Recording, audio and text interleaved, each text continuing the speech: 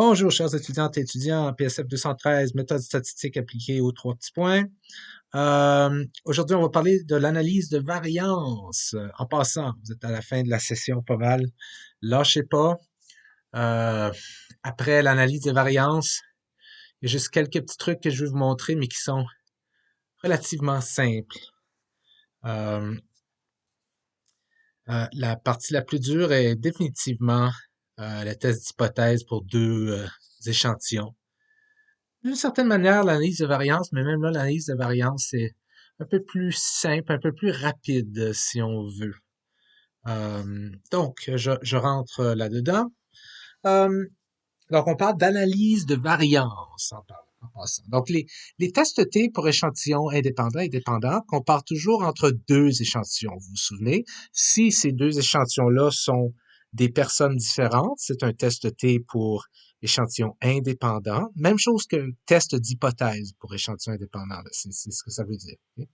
Et si ces deux groupes-là sont des mêmes personnes, comme le groupe qui dort 8 heures, puis après ça, le groupe des mêmes personnes, mais qui dort 4 heures, ce sont des groupes dépendants ou on dit des échantillons dépendants.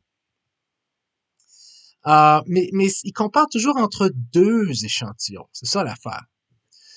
Euh, et à propos de ça, en psychologie, les études s'intéressent parfois à plus que deux conditions ou plus que deux groupes.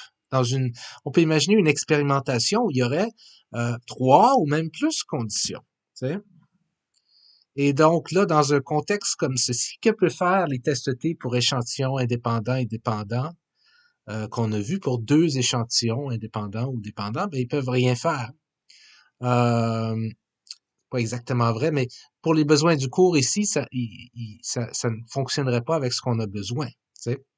Ce qu'on va faire lorsqu'on a plus que deux groupes, c'est qu'on va faire une analyse de variance. Prenons un exemple. J'aime bien les exemples, ça nous permet d'accrocher la matière à quelque chose. Imaginons que vous vous intéressez à la performance musculaire des gens. Imaginons que vous avez un test de force musculaire avec un genre de choses que vous devez faire à des participants. Je sais pas, ils doivent peser sur quelque chose très fort ou agripper quelque chose très fort, par exemple. Puis ça donne un résultat qui va de 0 à 40. 0, aucune force. 40, la force maximum reconnue chez l'être humain, par exemple. Tu sais. Euh, et imaginons que vous vous intéressez à l'effet de la présence d'observateurs sur la performance des gens à ce test de force musculaire. Ok? Comme par exemple, vous demandez, est-ce que les gens seront meilleurs, ont une meilleure performance à ce test musculaire-là, là, s'ils font le test en solo, ça veut dire sans être observés par personne, juste eux autres, la machine, puis c'est tout? Ou bien est-ce qu'ils sont meilleurs lorsqu'il y a des gens qui les observent? Ok? Et en plus, vous vous demandez, puis dans le cas où il y a des gens qui les observent, est-ce que c'est mieux que ces gens-là soient des étrangers que la personne ne connaît pas, ou bien que ça soit des connaissances, comme la famille et des amis que la personne connaît? Alors, si vous vous posez ce genre de questions-là, qui est une question complètement typique là, dans certains domaines de la psychologie, là, c'est des recherches qui ont déjà été faites, ça d'ailleurs, j'en suis pas mal certain. Vous pourriez imaginer une expérimentation avec trois groupes. Imaginons qu'on mettrait, je sais pas, 5 participants par groupe. Okay? Vous auriez les premiers 5 participants qui seraient dans le groupe 1, où ils feraient le test musculaire dans ce qu'on appellerait une performance solo, non observée. Eux, la machine, puis that's it, il n'y a personne qui observe. Okay? Vous auriez les gens dans le deuxième groupe, qui seraient des gens différents, où là, vous auriez une performance qu'on pourrait dire sociale, ça veut dire une performance qui est observée par d'autres gens, mais ces gens-là sont des étrangers, que la personne ne connaît pas. Et vous pourriez imaginer un groupe 3 où vous avez 5 autres personnes qui font le test, mais dans un groupe encore de performance sociale, mais là où les gens qui les observent sont des connaissances, famille, amis, blondes, chums, etc. Et là, vous pourriez vous demander, vous pourriez recueillir le score de performance musculaire des gens dans le groupe 1, des gens dans le groupe 2 et des gens dans le groupe 3, puis vous pourriez vous poser des questions pour savoir s'il y a un groupe qui semble favoriser la force musculaire. Est-ce que les gens performent mieux musculairement lorsqu'ils sont seuls, observés par des étrangers ou observés par des connaissances? Donc, vous vouliez vérifier si une des conditions Il y a trois conditions ici, OK? Trois niveaux de la variable indépendante. Si une de ces conditions mène à une meilleure performance que les autres. Ben, si vous faisiez une expérimentation comme ça avec ces trois groupes, disons de 5 participants chacun, vous pourriez obtenir des données qui pourraient ressembler par exemple à ceci. Donc, vous auriez la performance solo, la performance sociale avec des étrangers, puis la performance sociale avec des connaissances. Et vous auriez 5 participants par groupe. Puis ici, vous auriez leur score. OK? C'était, je pense, j'ai dit, la mesure allait de 0 à 40. 0, aucune force. 40, force maximale connue chez l'être humain, par exemple. Et puis on verrait que le premier participant du groupe solo a eu 29, le deuxième 30, le troisième 31, le quatrième 31, puis le cinquième 29. Dans le groupe performance sociale, le premier participant, social étranger, premier participant aurait 28, le deuxième 29, ensuite 27, le quatrième 30, le cinquième 29. Puis dans le groupe de performance sociale avec connaissance, les 5 participants, qui sont différents que les 5 ici et que les 5 ici, auraient les scores suivants, 25, 28, 29, 27 et 29. Okay? On peut s'imaginer quelque chose comme ça.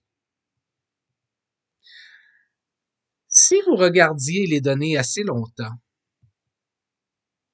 ces données-là ici, là, OK? Vous vous rendriez compte qu'elles varient de différentes manières. Ça veut dire que c'est pas tout le temps les mêmes chiffres qui reviennent. OK? Comme si on revient ici, c'est 29, c'est pas 30, 30, c'est pas 31, 31, c'est pas 27, 28, c'est 25, tu sais, il y a de la variation, ça varie, il y a de la variation. OK? Et si vous analysiez ces données assez longtemps, juste à l'œil nu comme ça, vous vous rendriez compte qu'il y a différents genres de variations, si on veut. Et la première, ce serait la variation intragroupe. Intragroupe veut dire à l'intérieur des groupes. Okay? Ce que vous remarqueriez, c'est qu'à l'intérieur de chaque groupe, les participants varient entre eux. Ils n'ont pas tous le même score. Il y a des gens qui sont meilleurs que d'autres. Okay? À l'intérieur des groupes. C'est pour ça qu'on appelle ça la variation intra-groupe. Donc, comme par exemple, dans le groupe solo ici, on a de la variation. Les gens vont de 29 à 31. Aussi, dans la performance sociale, on a de la variation. Ça va de 27 à 30. Aussi, dans la performance sociale connaissance, on a de la variation. Ça va de 25 à 29. Donc, c'est pas tout le monde qui est égal ici. C'est pas tout le monde qui est égal ici. Puis c'est pas tout le monde qui est égal ici. Donc, les données varient de manière intragroupe, à l'intérieur des groupes. Mais vous vous rendriez compte aussi qu'il y a aussi la variation intergroupe. Ça veut dire entre les groupes. C'est-à-dire que les participants d'un groupe ont des scores différents que ceux des autres groupes. OK? 29, 30, 31, 31, 29, c'est pas la même chose que 28, 29, 27, 30, 29. Puis c'est pas la même chose que 25, 28, 29, 27, 29. Donc, il y a une différence non seulement intra-groupe à l'intérieur de chaque groupe, mais aussi intergroupe entre les différents groupes. OK? Et lorsqu'on réfléchit à la différence entre la variation intra versus intergroupe, on peut imaginer, par exemple, des données où il y a une situation dans laquelle la variation intragroupe est plus forte que celle intergroupe. J'ai essayé d'illustrer ceci avec, disons, le fait que les flèches en caractère très gras ici démontrent qu'il y a plus de variations intragroupe que de variations intergroupe. D'où les petites flèches pathétiques ici. OK? Donc, ce qu'on voit ici, c'est plus de variations intra-groupe que intergroupe. Et on peut le voir comme, par exemple, si on prend juste l'étendue, là, vous vous souvenez, l'étendue, c'est quoi? C'est une mesure de la variation, là, c'est le plus haut chiffre moins le plus bas chiffre. Okay? Le maximum ici, c'est 36 et 10. Okay? On a une étendue, on a une étendue de 26 ici. Ici, c'est 38 et 11, une étendue de 27. Ici, c'est 37 et 12, une étendue de 25. Tu sais, donc, il y a beaucoup de variations là à l'intérieur de chacun de ces groupes-là. Mais si on regarde un peu à l'œil nu comme ça, entre les groupes, il semble pas y avoir tant de différence que ça. Tu sais, 10, 12, 18, 24, 36 versus 11, 14, 19, 23, 28. Bon, c'est pas exactement la même chose, mais c'est quand même proche. Tu sais, c'est de un de plus, de 2 de plus, de un de plus, de un de moins. C'est juste comme un ou deux de plus ou de moins, comparé entre ces deux groupes-là. Même chose ici. Donc, il y a beaucoup plus de variations intra-groupe dans ces données-là, ici, là, que de variations inter-groupe. Et on peut s'imaginer, évidemment, un scénario contraire. Oui, en passant, si on avait des données comme ça, OK, on pourrait se douter que dans le fond, s'il y a une différence entre les scores, elle est causée pas par le fait que les gens sont dans dans des différentes conditions, puis une condition rend meilleur ou rend moins bon. Mais s'il y a des différences entre les scores, ces différences-là sont causées juste par le fait que les gens sont différents les uns des autres. Okay? La variation ici, elle est due au fait que les gens sont différents les uns des autres. Elle n'est pas vraiment due au fait qu'il y a une condition qui semble être meilleure ou moins bonne que l'autre. Parce que la variation est vraiment intra-groupe. À l'inverse, on peut s'imaginer une situation dans laquelle la variation intergroupe est plus grande que la variation intra-groupe. Okay? Alors, ici, si vous regardez intra-groupe, il y a très peu de variations. 29, 30, 31. 7, 18, 19, 20. 10, 11, 12, 13. C'est pas comme, ça va pas comme de 11 à 31, puis de 10 à 20, puis de 10 à 40, par exemple. Tu sais, ça reste pas mal proche. 29, 30, 31, 17, 18, 19, 20, 10, 11, 12, 13. Okay?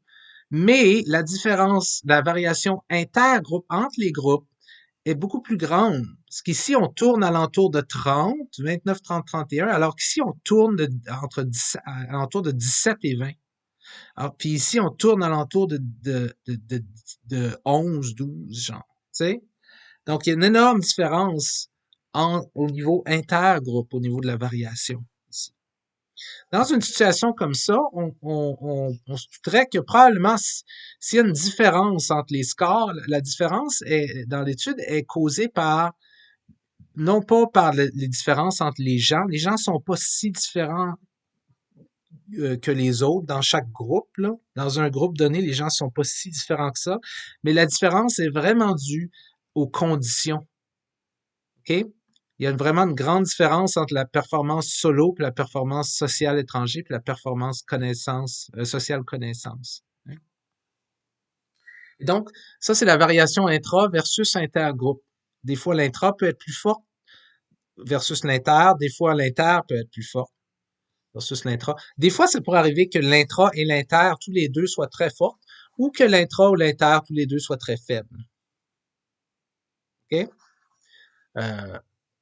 Si vous aviez un intra et inter minimum, le plus faible possible, ben en fait, vous auriez aucune variation. Ce serait comme, je sais pas moi, 10, 10, 10, 10, 10, 10, 10, 10, 10, 10, 10, 10, 10, 10, 10. Ça serait comme zéro variation intra puis zéro variation inter.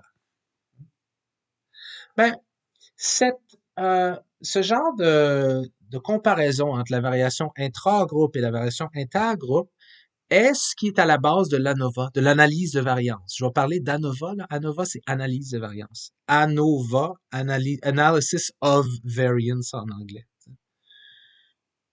L'analyse de variance, l'ANOVA. L'ANOVA, ce qu'elle fait, c'est qu'elle consiste dans le fond à calculer le ratio entre la variation intergroupe et la variation intragroupe. Donc, ce qu'elle fait, c'est qu'elle dit il y a combien de variations intergroupe sur la variation intragroupe. Et on fait ceci non pas avec un T observé qu'on calcule, mais on calcule plutôt un F observé. Et la logique, c'est que le plus grand est ce ratio F qu'on calcule. Okay?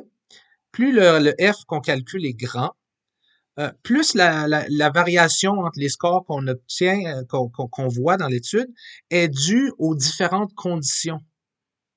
Ça veut dire plus la variation intergroupe est grande. comparativement à la variation qui est due simplement entre les individus d'une même condition. Donc, comparativement à l'intragroupe. Donc, plus notre rapport F est gros, ça veut dire plus la variation intergroupe est grosse comparativement à la variation intragroupe. Ça veut dire, bref, plus les différences entre les conditions sont grosses, mais les différences à l'intérieur des conditions sont petites. Et si on obtient quelque chose comme ça veut dire que on peut être pas mal sûr que euh, les différences qu'on voit dans l'étude, elles sont dues aux conditions. Au fait qu'être observé, c'est pas la même chose que faire le test sans être observé, par exemple. T'sais. Et donc, on peut faire l'argument que les conditions ont un réel effet sur la performance. Les étapes de l'ANOVA, en gros, euh, sont de 4 ou 5, dépendant comment on le prend. Là. Premièrement, puis elles sont très reliées au test d'hypothèse là, pour échantillons, là, ou pour une moyenne ou pour deux échantillons indépendants ou dépendants à parier. Là. Ça revient pas mal tout le temps à la même chose. Un, énumérer les deux hypothèses en compétition. Deux, prendre les échantillons pour nos différentes conditions. Trois, utiliser les données pour calculer le F observé et le comparer à un F critique trouvé dans une table des F. La table des F, en voici un exemple. Okay? Donc ça, c'est la troisième table qu'on a vue dans le cours. Hein? On a vu une table des Z, on a vu une table des T, puis ici, on a eu une table des F. Et la logique est pas mal standard. Si le F observé est plus grand que le F critique, alors on rejette l'hypothèse nulle. C'est la même chose que dans un test d'hypothèse qu'on a vu à date. Fait que, essayons un exemple. Vous faites l'hypothèse, donc vous vous souvenez de cette fameuse étude là dont je parle là, où est-ce qu'on s'intéresse à la performance musculaire dans trois conditions solo, social avec étrangers, observé donc par des étrangers, puis social avec connaissances, donc observé par des connaissances, des gens qu'on connaît. Donc imaginons que vous faites l'hypothèse qu'il y aura une différence dans la performance musculaire des participants entre les trois conditions. Ben, la façon dont vous écriveriez l'hypothèse nulle et alternative, l'hypothèse nulle, ça serait que la moyenne pour la condition 1 serait la même que la condition 2, serait la même que la condition 3. Bref, aucune différence dans la performance moyenne au niveau de la population entre les deux conditions, entre les trois conditions. Et l'hypothèse alternative, ça serait, je l'écris comme ça parce que c'est plus simple, ça serait qu'il y aura au moins une différence entre mu1, mu2 et mu3. Au moins une différence à quelque part. Il y aura au moins un groupe qui sera meilleur que l'autre, qu'un autre ou que les deux autres. Donc, c'est pour ça que j'ai au moins une différence entre mu1, mu2 et mu3. Dans le cours, ici, on va se limiter uniquement à l'analyse de variance à l'ANOVA dans un contexte bidirectionnel comme celui-ci. Donc, on ne dit pas mu1 va être plus fort que mu2 et mu3 ou mu2 va être plus fort que mu1 mais plus petit que mu3. On ne fait pas des trucs directionnels comme ça. On fait juste dire hypothèse nulle, aucune différence. Hypothèse alternative, il va y avoir au moins une différence à quelque part. Okay? Donc, ça, c'est nos deux hypothèses que j'ai notées ici pour qu'on les garde en tête. Étape 2, prendre un échantillon de taille n. Disons pour les besoins de la cause ici que la taille est de 5 personnes par échantillon. Okay?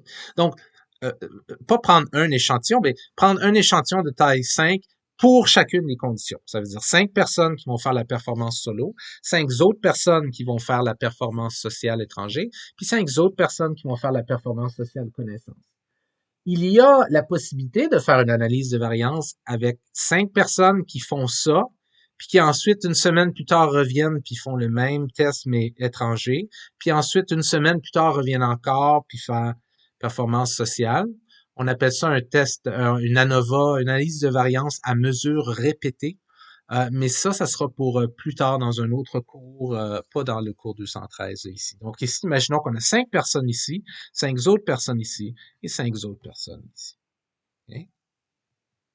Alors, on a nos données qui sont celles-ci. Okay? Et là, ce qu'on ferait, c'est qu'on calcule notre F observé. Notre F observé. Bon. La formule pour le f observé est relativement simple. C'est le carré moyen inter sur le carré moyen intra. Là, je dois vous ramener au tout début de la session lorsqu'on parlait de variance. Je ne sais pas si vous vous souvenez, mais la variance, un autre mot pour la variance, c'est le carré moyen. Vous souvenez-vous de ça? Quand on calculait la variance, on faisait chaque score moins la moyenne au carré.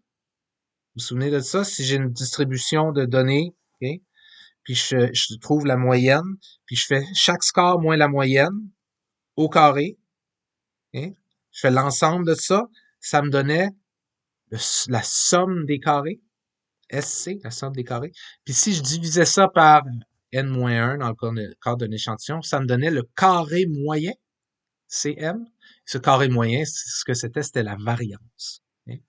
Ben, le F, le rapport F observé qu'on doit calculer, c'est le carré moyen intergroupe sur le carré moyen intragroupe. Et ce qui veut dire la même chose que ça ici, là, quand je disais que c'est la variation intergroupe sur la variation intragroupe.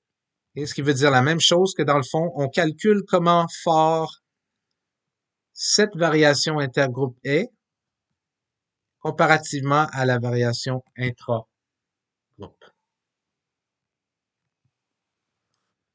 Donc, je me replace où j'étais. OK. Donc, pour faire ça, commençons par calculer le carré moyen intra. Le carré moyen intra. Encore une fois, le carré moyen, c'est la somme des carrés divisé par quelque chose. Je vais le mettre tout de suite ici, la formule.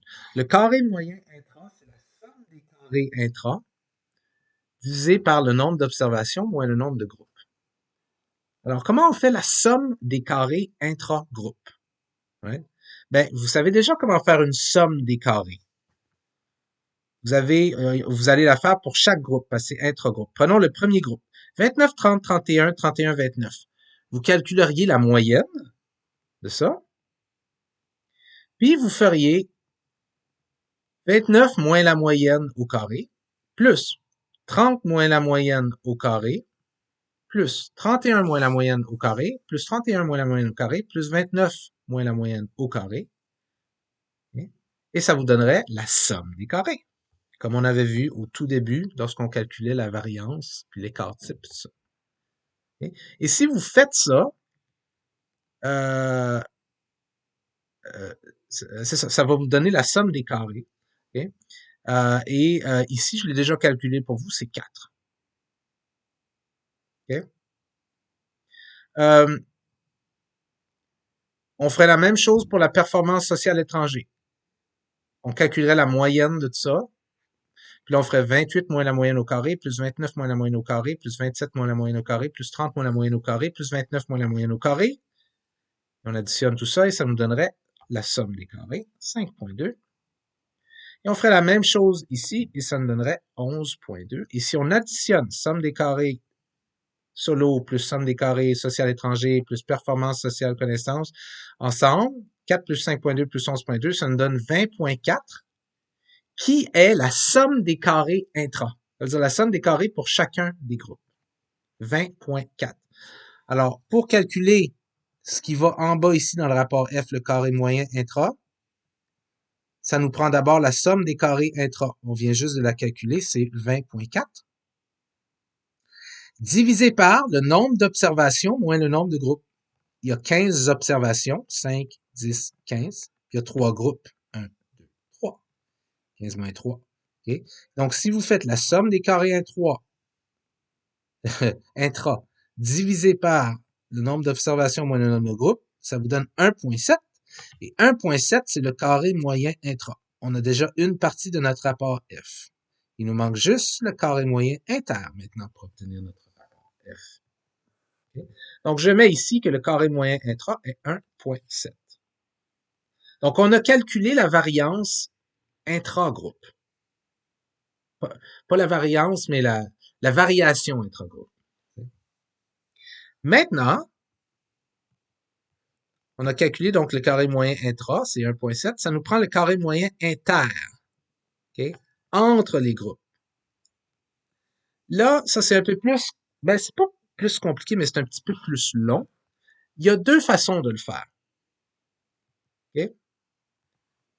Euh, non, en tout cas, je me suis pris un peu d'avance là. Je reviens en arrière. Ce carré moyen inter qu'on veut calculer maintenant, OK? Le carré moyen inter, c'est la somme des carrés inters sur le nombre de groupes moins 1. Donc, on sait que ça va être quelque chose sur 3 moins 1, mais ça prend la somme des carrés inters. Okay? Et c'est cette somme des carrés inters-là qu'il y a deux façons de la calculer. C'est ça que je voulais dire. Cette somme des carrés inters, il y a deux façons de la calculer. OK. N'oubliez pas, la somme des carrés inters va regarder la variation entre les groupes. Fait qu'il y a deux façons de la calculer. Première façon est la suivante, avec en 5 étapes. Première étape, mettez tous les scores ensemble. Comme imaginez comme mettez tous les 15 scores ensemble, là, puis vous calculez la moyenne de ces 15 scores-là, okay, qu'on va appeler X bar bar. Pourquoi X bar bar? Pour la différencier de X bar ici, qui va être la moyenne de chaque groupe. Okay. Donc, X bar bar, ici, si vous le faites, vous trouverez que c'est 28,73. Donc, vous commencez en calculant ce qu'on pourrait appeler la grande moyenne ou la moyenne totale, genre.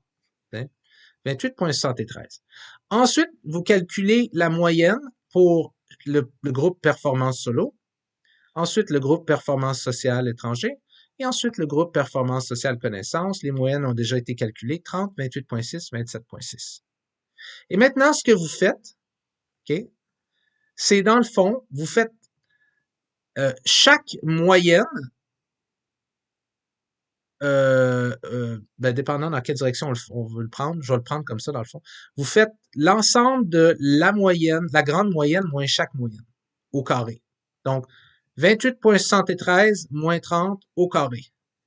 Plus 28,73 moins 28,6 au carré. Plus 28,73 moins 27,6 au carré. Donc, c'est ça ici, right? C'est ce truc-là ici. OK? Donc, vous faites comme une genre de somme des carrés, dans le fond, mais avec des moyennes. Okay? Multiplié par 5. Pourquoi multiplier par 5? Parce qu'il y a 5 personnes dans chaque groupe. Il faut pas oublier ça. Donc, si vous faites ça, vous faites la somme des carrés, c'est 5 fois 28,73 moins 30 au carré, plus 28,73 moins 28,6 au carré, plus 28,73 moins 27,6 au carré. Et si vous faites ça, ça donne 14,53. C'est la somme des carrés inters. C'est ce qui irait ici, 14,53. Mais il y a une autre façon de la calculer. Il y a une autre façon de la calculer qui est pas nécessairement plus simple, mais c'est juste une autre manière. L'autre façon, c'est de trouver la somme de commencer avec la somme des carrés totales. Fait que si vous prenez toutes les 15 données puis vous les mettez dans une ligne là, comme ça, là, puis vous trouvez la somme des carrés ici, ça veut dire que vous trouvez la moyenne, hein, puis vous faites ce score-là moins la moyenne au carré, plus ce score-là moins la moyenne au carré, plus ce score-là moins la moyenne au carré, plus ce score-là moins la moyenne au carré, etc., etc., etc. Vous additionnez tout ça, ça va vous donner la somme des carrés totales, qui était 34,93. Okay? Puis la somme des carrés inters que vous cherchez, ben ça serait cette somme des carrés totales moins la somme des carrés intra que on avait d'abord trouvé ici, okay? Qui était 20,4. Donc, c'est une autre façon de le faire. La somme des carrés inters, ça serait la somme des carrés totales, celle-là, moins la somme des carrés intra qu'on avait déjà trouvé. Okay? Qui donnerait 34 moins 93 moins 20,4 qui donnerait 14,53, qui est la même chose que ce qu'on a trouvé ici avec l'autre méthode. Et ça fonctionne parce que la somme des carrés totales, ici, dans le fond, c'est égal à la somme des carrés intra plus inter. Donc, ça veut dire que inter est égal à total moins intra. Donc, vous pouvez le trouver comme ça aussi. Mais donc, bref, deux manières de trouver la somme des carrés inter.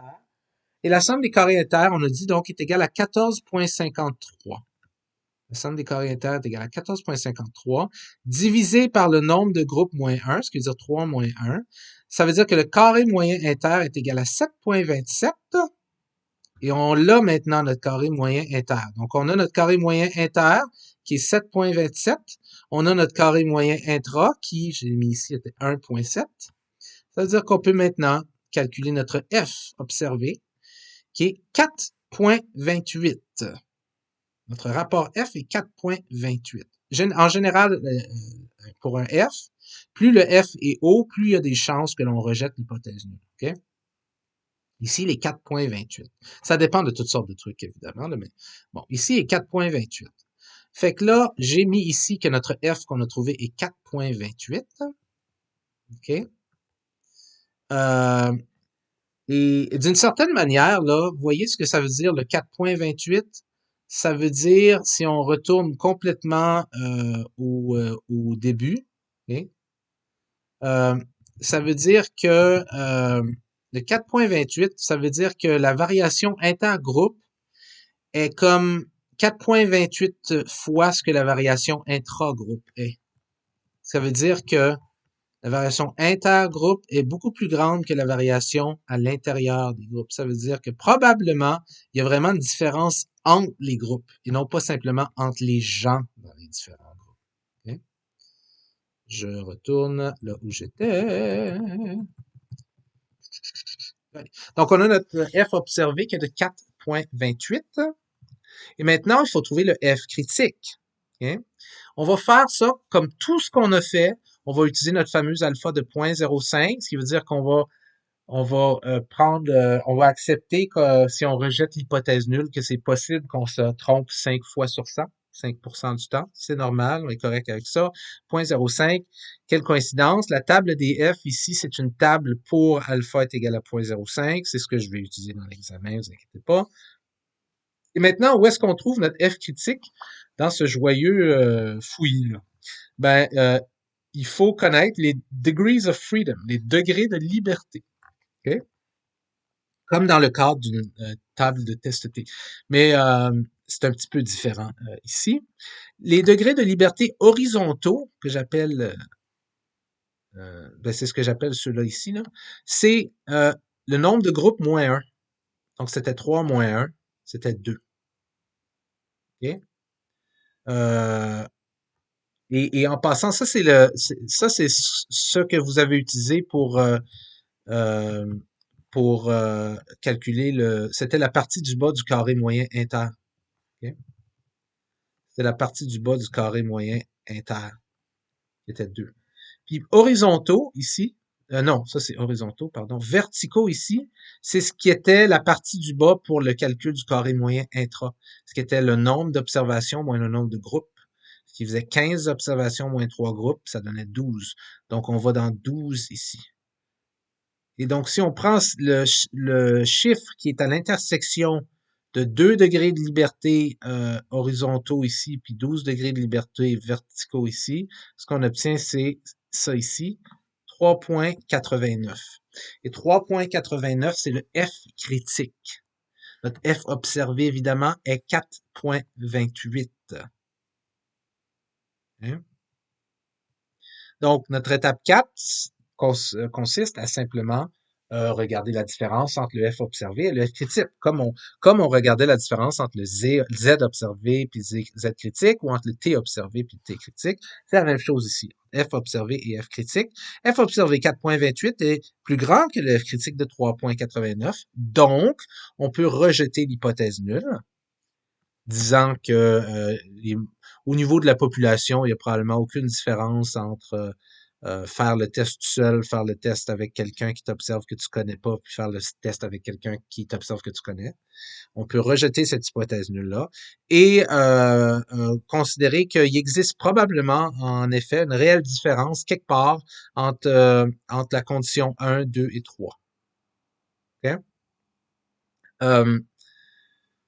En considérant toujours qu'on a 5% de chance de nous tromper là, lorsqu'on dit ça. Là. Mais maintenant, vous pourriez vous demander, OK, mais là, c'est quoi? C'est-tu la condition 1 qui est meilleure que la 2, la 1 qui est meilleure que la 2, 3, la 3 qui est meilleure que la 2, mais pas meilleure que la 1? C'est quoi exactement? Elle est où la différence? Et le test F, ce qu'on vient de faire, la NOVA, le test F, est un test omnibus C'est un mot fancy pour dire que c'est un test qui te dit qu'il y a une différence générale à quelque part, mais il te dit pas où elle est. Donc, notez qu'on ne sait pas exactement où se situe cette différence-là. Est-ce que les trois mus sont différents les unes des autres? Est-ce que, par exemple, le groupe 1 était le pire, le groupe 2 était meilleur, puis le groupe 3 était encore meilleur que les deux autres? Est-ce que la différence est uniquement entre mu1 et mu2? Comme par exemple, euh, est-ce que tu es moins bon quand c'est en solo, puis tu es meilleur quand tu es en social, mais peu importe que ce soit avec des étrangers ou des connaissances, ça ne fait pas de différence. Est-ce que c'est juste entre mu2 et mu3? Est-ce que c'est juste entre mu1 et mu3? Comme par exemple, est-ce que tu es pire quand tu es en solo, puis tu es meilleur quand tu es observé par de la famille, mais ça fait aucune différence d'être observé par des étrangers? On ne sait pas exactement. Tout ce qu'on sait, c'est qu'il y a une différence quelque part entre ces trois groupes. Si on voulait savoir où est cette différence entre les trois groupes, ce qu'on ferait, ça serait des comparaisons, des paires de comparaisons. On prendrait mu1 versus mu2. Là, on pourrait faire un test T avec ça. Mu2 versus mu3, on pourrait faire un autre test T avec ça. Mu1 versus mu3, on pourrait faire un autre test T avec ça. Des tests T pour échantillons indépendants. Parce que là, on comparerait juste deux moyennes. Okay? Moyenne 1 avec moyenne 2, moyenne 2 avec moyenne 3, moyenne 1 avec moyenne 3. Mais le test F est pas comme ça. Il fait juste nous dire en général s'il y a une différence ou non. Okay? Donc, généralement, quand on fait une ANOVA, puis ça trouve une différence, on fait d'autres analyses pour pousser ça plus loin pour voir où est la différence.